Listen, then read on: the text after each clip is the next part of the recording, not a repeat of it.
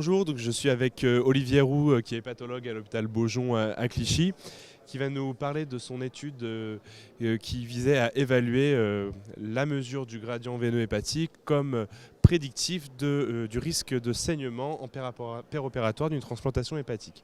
Donc d'abord, quel était cet objectif? Qu'est-ce qui vous a amené à créer cette étude? Donc on sait que la transplantation hépatique, c'est une chirurgie à risque hémorragique. Et la question, c'est qu'il faut prédire ce risque-là pour se mettre dans des conditions bonnes péropératoires.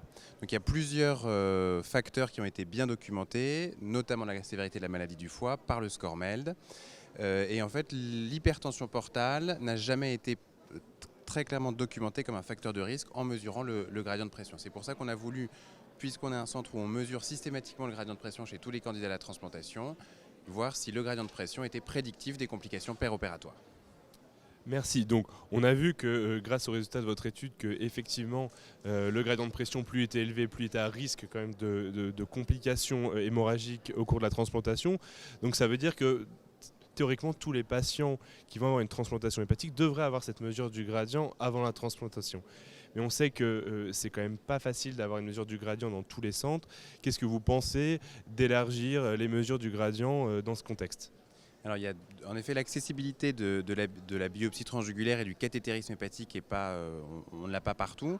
Donc il y a deux façons de voir les choses. Soit on forme les gens à faire du cathétérisme dans tous les centres de transplantation, soit deuxième possibilité, c'est de trouver d'autres marqueurs d'hypertension portale et on pourrait essayer de regarder par exemple si on peut avoir des marqueurs non invasifs comme les critères de Baveno. Est-ce qu'ils sont applicables dans ces conditions-là ?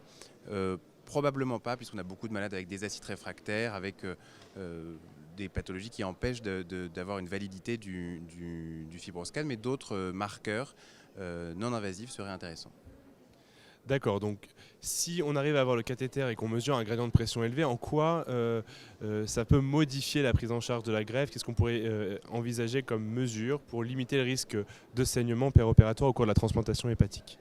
Alors pour l'instant, on n'a pas d'idée très claire. Il y a plusieurs possibilités. Est-ce qu'on peut mettre des traitements médicamenteux de l'hypertension portale dans les moments qui précèdent la transplantation? C'est une question qu'on peut se poser.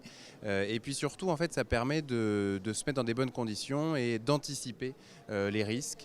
Et on sait que des malades qui ont un gradient élevé risquent de saigner plus, donc de les transfuser peut-être plus rapidement, d'avoir des culots en réserve. Et puis on sait qu'ils vont avoir au moment de leur perfusion plus de catécholamine. Et c'est plus anticiper ces complications-là pour ne pas se retrouver en péropératoire avec des difficultés sur le plan anesthésique. Merci Olivier.